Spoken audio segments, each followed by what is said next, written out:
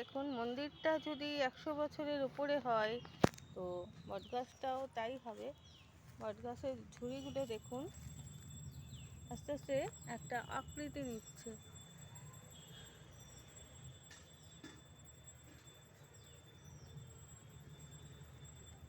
বটগাছের ঝুড়িগুলো